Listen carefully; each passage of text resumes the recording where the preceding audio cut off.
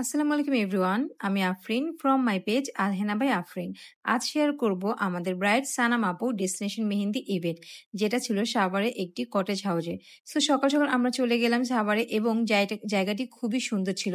দেখতে দেখতে চলে আসলো আমাদের প্রিটি ব্রাইড সানাম আপু, এবং আপু আসার পরই আমরা শুরু করে দিলাম আমাদের ব্রাইডাল কাজ, যে কাজটি সম্পূর্ণ ছিল আপুর পছন্দের।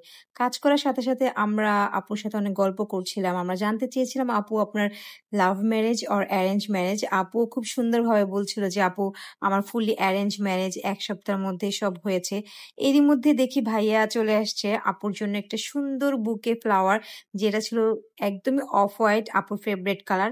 আর আপু তো ছিল মহা খুশি, এবং তার সাথে আমাদেরও হাতের এক সাইড টান, যেটা আপনারা দেখতে পাচ্ছেন, এটা ছিল ফ্লোরাল এবং কাস্টমাইজ ডিজাইন, যেটা সম্পূর্ণ আপুর পছন্দ ছিল। দেখুন আপু কত হ্যাপি, আপুর অনেক পছন্দ হয়েছে ডিজাইনটা, কারণ আপু এরকম প্যাটার্নই চাচ্ছিলেন।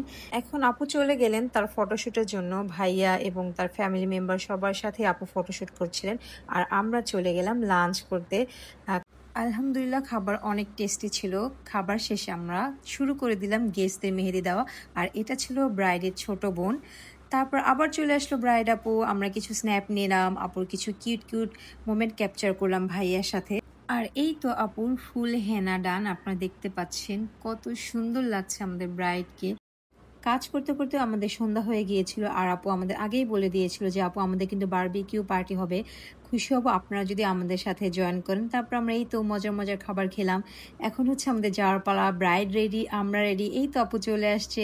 আপুকে বলতেছিলাম আপু আপনাকে খুব সুন্দর লাগছিল, সাথে আমরাও অনেক এনজয় করেছি। So end for today guys. আল্লাহ হাফেজ। কেমন লাগছে? অনেক ভালো লাগছে। আপনার পছন্দের আপু?